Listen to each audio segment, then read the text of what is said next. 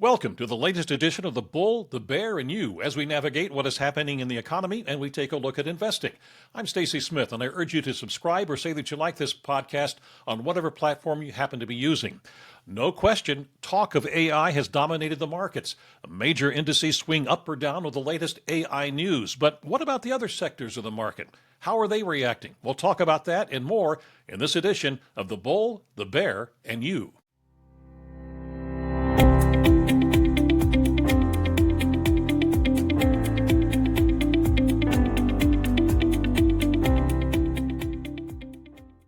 And with me to talk about the economy and investing is my panel of financial experts and advisors, and they are Carrie Coghill of Coghill Investment Strategies in Pittsburgh. Also sitting at the table is Kim Forrest of Boca Capital Partners and Michael Godwin, the Chief Investment Officer for Fergasso Financial Advisors. I trust all of you had a great Thanksgiving. Exceptional. Yep. Those of you listening, they're nodding their heads. You can't hear anything because it's all solid in there. Very nice. At the end of October, the markets headed into some rough waters. 2.5 weeks later, all of the indices had dropped between 5 and 8% below their all-time closing highs, which were really set just about a month before that. But then on the morning of November the 21st, the sun just broke through, and the traders have been basking in the glow of a renewed push upward. At least they were until maybe this morning. In fact, all of the indices were within 3% of setting new all-time highs, and the S&P 500 was less than 1% away. At the end of October, all of you indicated you felt there could be some issues with the AI-oriented stocks, and you were right. But then some other news about AI-oriented companies seem to be the catalyst for this latest rally that we just had. So I have several questions. The first one is this. Is this market now tied to just the whims of investors and how they feel about the AI-oriented stocks? Well, I think that, that's where the focus is, so it feels that way. But there are other sectors of the market other than AI and technology. But because those stocks, particularly in the S&P 500, make such a big difference because of, how that index is weighted, it really feels that it's the only thing that matters, and those stocks are driving everything. But the reality is that we do have other sectors of the market that are worthy of attention. I agree. And I think, with what Carrie said, a little nuance here is if you observe markets, and even if you're a value investor or a short seller, you have to recognize that Wall Street only rewards growth.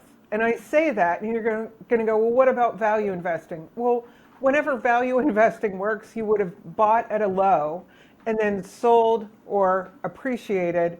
The stock will appreciate at some point, but that's because there are drivers that are making that stock grow faster than its peers or faster than the market or some reason.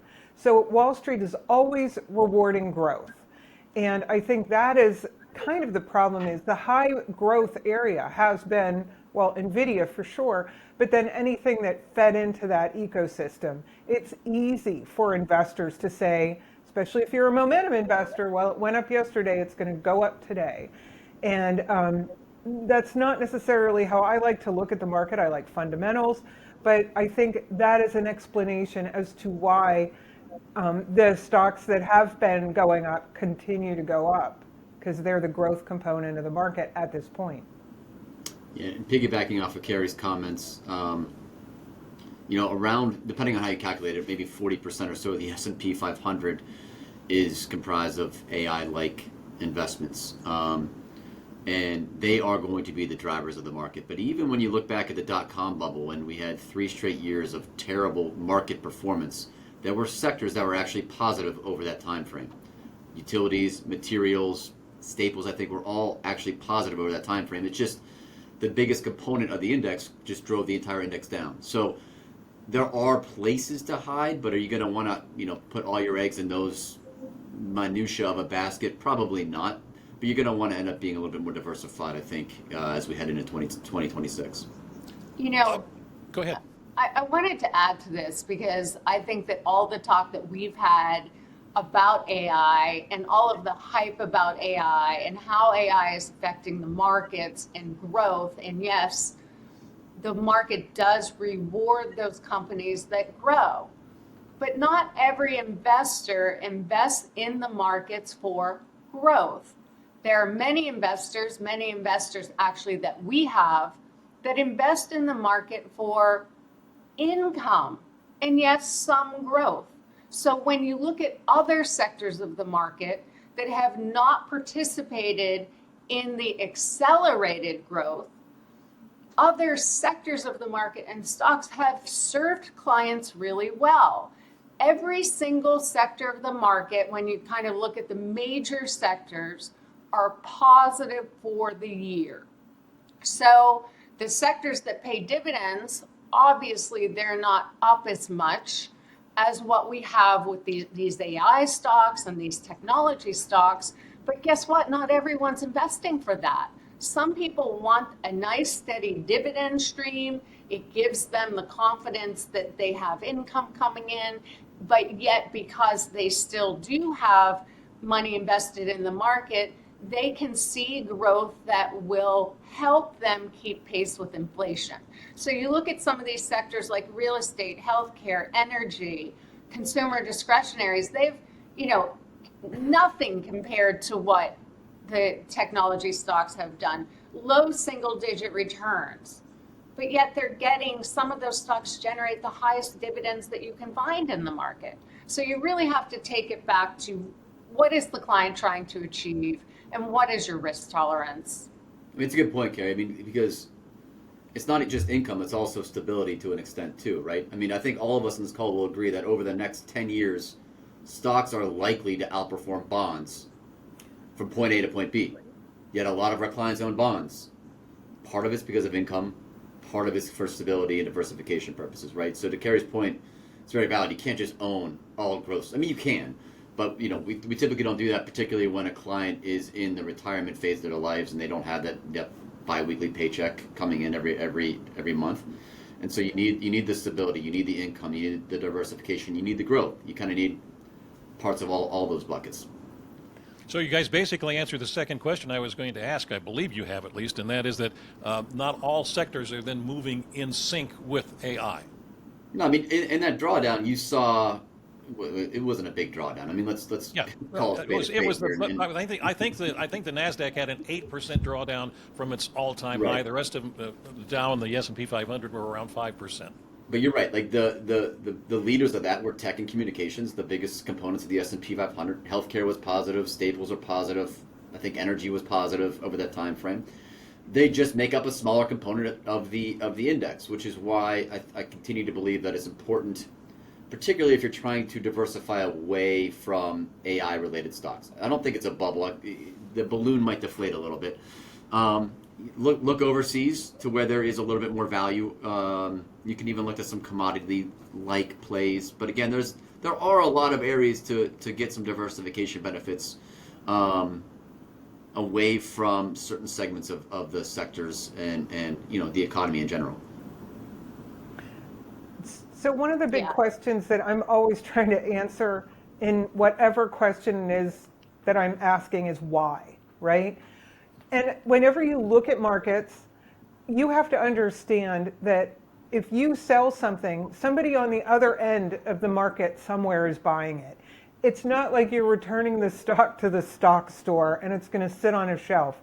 Yes, there are market makers. We're not getting into like the narrow pieces of how the market works, but at a broad stroke, whenever you're selling, someone's buying, and vice versa. Whenever you're buying, someone's selling. So think of it this way. People that are selling NVIDIA and you're buying it at like the all-time high, they're saying one thing about that stock and you're thinking another, and you're playing a completely different game. And this is not, I'm just using that as an analogy. I do not play games with money. Let me make that perfectly clear. However, but you can look at that, and Carrie is completely right. People are in this market for very different reasons, but you only see the outcome with where did the prices go, where did the index go. But there's a lot that bubbles underneath the surface as to why people are doing the actions they're doing. And it's not always a commentary on any particular stock or sector or whatever. They are doing what they need to do to generate cash, to whatever. Like they have a longer term vision than you do. They have a shorter term vision. They're borrowing it to short. There's many reasons why trading activity takes place. But I'm just saying, over the long haul, markets are rewarding growth. That's what we're about. Who's going to outperform their peers? That is what markets are kind of where their overall bent is. Let's just say.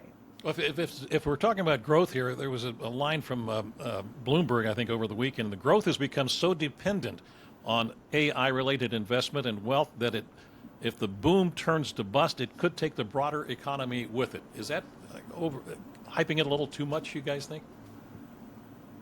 I think it is hyping it too much. Like, is everybody working in AI? Is everybody building a data center? No. But I do think because of the dynamics, the structure of the indexes, the NASDAQ, even God bless its soul, the Dow Jones 30 stocks has added, AI to it. They always do it late, right? Anyhow. And the S&P certainly is reflective of, or it was driven higher by all of the AI stocks that are in there. But I don't know that that's going to cause our real economy to come crashing down. All right, one final question about this AI, and that is, can you afford to have a portfolio that does not have AI in it? What are you trying to accomplish? Okay, it goes back to that. That's right. Like, it's a very interesting market out there. It's also a very interesting, when you look to the future and you're trying to anticipate where the trends are, you have to look at demographics and you have to look at the mindset of this next generation. There is a whole movement with younger people to go back to flip phones and get away from this thing that interrupts us throughout the day and just like you can spend all day on it. It's just the behaviors that we're starting to see with young people are kind of like, they call it vintage, right? They're going back to the old ways of doing things. So I think that you have to be a little bit, it takes some care when we are all so focused on AI. And the rest of the world really kind of isn't as close to it as we are. And there are other sectors of the market that will benefit. So I do think that temporarily, if we do see kind of a bust in AI, which potentially we could see for some reason, there's a whole host of reasons. I think the markets will react, but not unlike the internet bubble that burst in 1999, 2000, you kind of then move on from it. Okay. You just mentioned about some younger people are trying to distance themselves a little bit, it appears, from technology, and they're going to flip phones, etc. In the Wall Street Journal this morning, there was an article that said Gen Z shoppers are not spending like retailers need them to. In fact, it says that because of rising housing and student loan costs and higher unemployment for recent graduates, that's affecting the Gen Z spending power. We are now in what is it? Isn't this the hottest time for retail business with the holiday shopping season? What's your take on that? How do you think it's going right now, given also some of the data, which is now old because the government shutdown was in play? Can we make any projections about retail sales at this point? I think you can see a lot of conflicting data out there, right? I mean, consumer confidence from the University of Michigan surveys Right. are very, very low. Redbook, though, comes out every week with consumer spending numbers. They actually look to be pretty solid. I don't even know what how old are Gen Z people now? Teens to late 20s. Teens to late 20s. Okay. I'm not 100% sure how big of a spending cohort that is when it comes to the U.S. economy. I still think consumer spending looks to be pretty solid. You have still arguably low unemployment numbers, so people are still working, they're still getting a paycheck, still spending. So I'm more the belief that things look pretty good. I don't know on a year-over-year basis. I'm sure that's kind of what matters a lot over the long haul is comps, how that's going to pan out. But as Carrie and Kim have both pointed out before, I drive past the mall here every day. It's still pretty busy. That's obviously very anecdotal. So yeah, you can always easily find, Stacy, conflicting data points and a story here, a story there that can paint two different pictures here. But from what I can tell from some of the data I look at, spending looks to be still hanging in there. Yeah, I think today's Cyber Monday, so we'll see how that goes. But I did see that article this morning, and I also saw another one that said the baby boomers ruined it for the next gen. But that may, I don't know, too much inflation, too much consuming, all of that. But I do think that young people are feeling it. The cost of housing, trying to buy a home, the impact of food inflation. I think that they are shopping for deals. And it will be interesting to see how the retail sales numbers kind of pan out this holiday season. I'm not super optimistic about them just because I'm, hearing a lot with younger people and how they're actually approaching the holidays this year. We could be seeing, and I've seen several different stories on this, that we're this may be an exaggeration of the situation, but of the haves and the have-nots. There are people, and maybe the baby boomer generation does have more funds available. They are going to go out and buy different things. And the younger people who are just trying to make their way up and don't have that kind of money yet because of inflation. This could play a role, couldn't it, in what we see in retail sales? Without a doubt. Again, I talked about this at a client meeting not too long ago. The people aged 70 and older now control more than 30% of the wealth in the U.S., which is up, from 20% in 2008. So the baby boomers control a ton of the wealth, and that's why I don't think I don't know the data on this, but that younger cohort of demographics, the 20-year-olds, I'm not sure how big of a spending group that has ever really been. When I came out of college, I didn't spend money on hardly anything. As you kind of get older and older, you develop a little bit more money, you spend more. So I think you have a point there, Stacy, where the people 40 and up, 70 and up, who have disposable income will continue to spend. And Carrie's right. This narrative has been kind of beaten dead, I think, in terms of the housing costs really weighing down on younger people for the most part, and food inflation, all that stuff. That is a fact, but again, in terms of how it affects consumer spending, I'm not sure it plays as material of a role as those in their 40s, 50s, and older. So the prime ages that advertisers go after are 18 to 34-year-olds. And Yes. I think that's because of many things.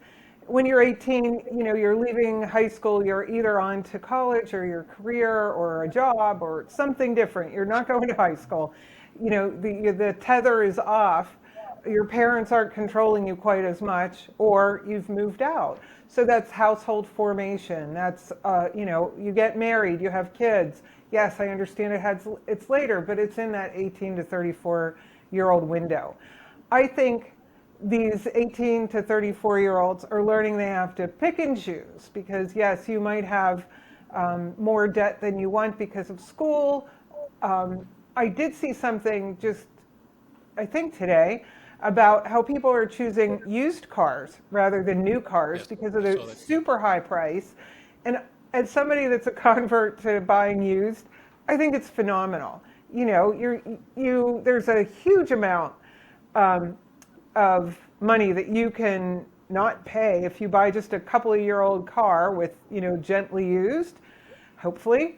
But yeah, I think they're learning how to be better consumers. I think that's good for the economy at large, But I also think if you're kind of a not so good retailer, you're going to use that excuse that the youth didn't show up this year.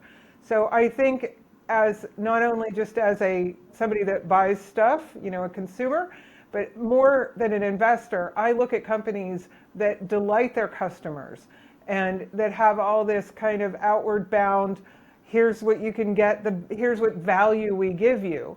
And those are the kind of companies I want in my portfolios, not necessarily inexpensive companies that might do better. Kohl's, I'm talking to you.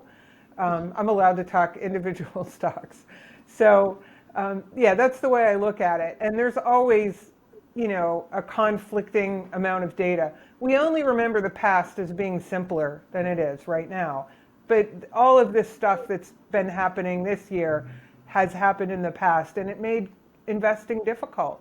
And that's the exciting thing that makes this whole job fun, right? You mentioned the 18 to 34-year-olds, and that's the target for advertisers. Believe me, I lived and died with that when I was Yes. doing the news, because that's where the ratings were. It was the 18 to 34, and you're sitting there thinking, they're not watching anyway. I mean, even back in the 90s and 80s, they just, Yeah. they're going out Out to there the living their bar life. and live life and have fun. And, It's such an interesting subject because the whole idea of demographics and the impact that demographics have, not just with the mindset of different generations, but really with population growth. And I think it was Ken Dykewald back in the 90s, wrote a book called The Great Boom Ahead. And it was about the baby boomers, really getting to that stage in life where they could spend money. And then he wrote another book like The Great Recession or Depression Ahead, which was, when we all now have to start consuming our assets rather than saving. And I think he projected that to be 2010 or something like that. So his timing's a little off. But when you do fast forward this picture 10, 20 years from now, knowing that our population growth is declining, that's why China's having the troubles that they're having. A declining population is a challenge, which then leads to the immigration question and issue, which we're not going to get. That's for your other show, Stacey, your politics show. But you really look at, we think about it for our clients' kids and grandkids, and what will their portfolios look like come 20 years from now? Because I think it's going to be a much different economic landscape. Could very well be. We'll move on to our final topic here, and that, of course, is now we're now into December. The Fed will meet again. It meets next week. Several Fed governors have moved toward the idea of lowering interest rates in the month of December. The Wall Street Journal this morning had a breakdown of those who are in favor, those who might be opposed, and those who are sitting on the fence. And I think it was 4 in favor, 3 on the fence, and 5 opposed. So it's not a done deal at this point. But they're going to make this decision before the November jobs report is issued. In fact, as we'll meet again before the November jobs report is issued, it's going to be like December the 16th. So the basic question is, if the Fed lowers interest rates, is it going to have any impact whatsoever on the markets? Well, it might have on the markets, but I mean overall in your portfolio. I mean, it always does in some way.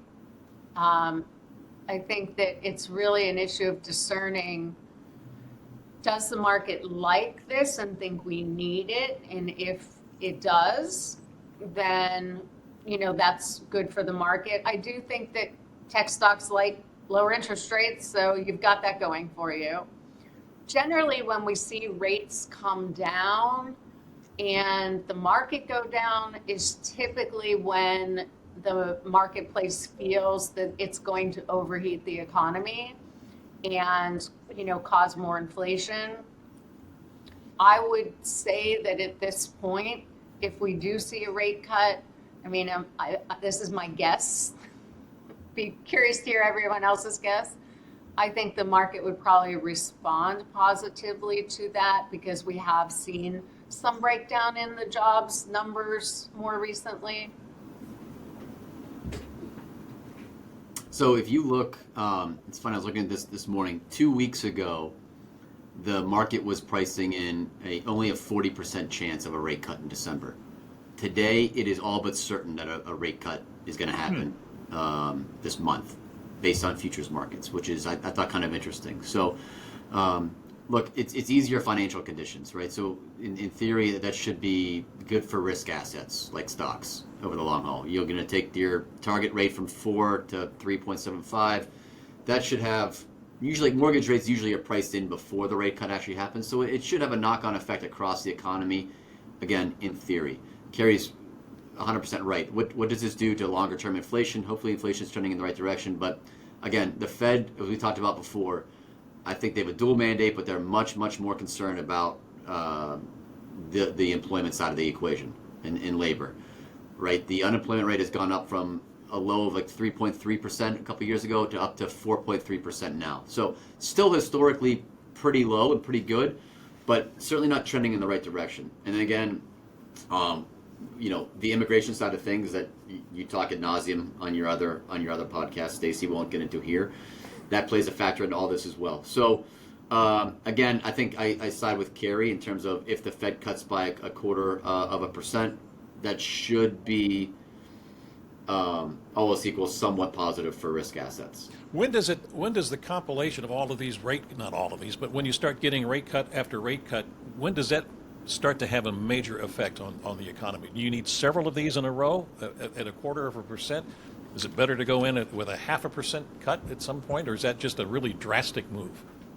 They do a cut. Usually, cuts usually happen after a period of economic, instability for the most part. Does it really happen that much in the later stages of an economic cycle? Not really. So you start to see it when the economy needs it. Stock market sold off 20%. Unemployment has gone up quite a bit. Inflation has kind of cratered because nobody's out buying anything. So that's typically when you see rate cuts, and rate cuts of a magnitude of more than 25 basis points or 0.5 percentage point. So, does it happen late cycle like we're in now? I think it's happened before. Is it common?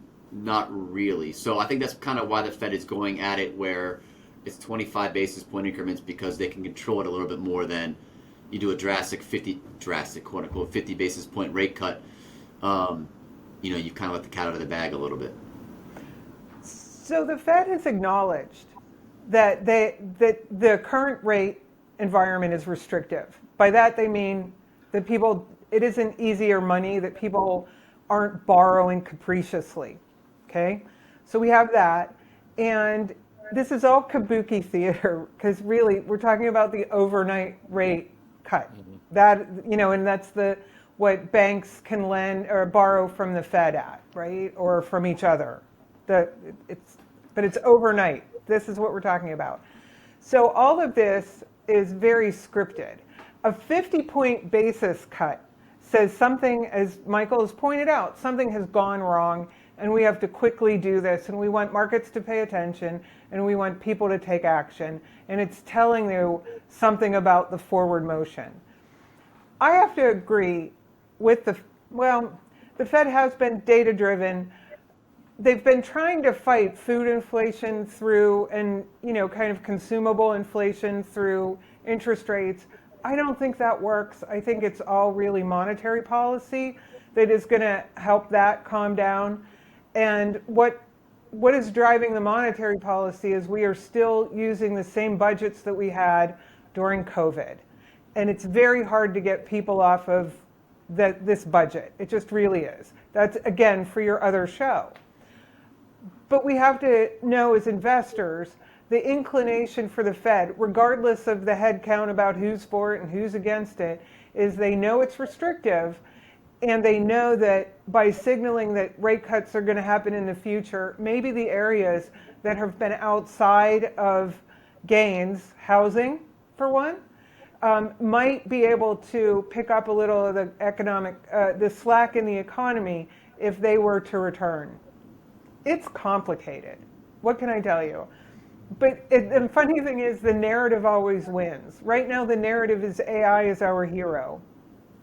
We could have a whole show on whether or not that's true, but that narrative is driving stocks. And the lesser narrative now is the Fed. And it was flip-flopped a couple of years ago that, whatever the Fed was thinking, that was the narrative that drove the markets. But, and this isn't how you should invest. You should just know that this is what's driving the market. That was an interesting comment, Kim, about people are still using budgets from the time of COVID. I guess we could get into whether salaries or wages have gone up enough to counter the inflation and that sort of thing. But unfortunately, or maybe fortunately, we're out of time. So we may delve into that the next time we get together. But this is The Bull, the Bear, and You. And I once again thank you for joining us and talking about investing in the economy. If you're watching or listening to this particular podcast, I urge that you hit the like or the subscribe button, on whatever platform you happen to be using. So right now, thanks for joining us, and we'll see you again for the next edition of The Bull, the Bear, and You.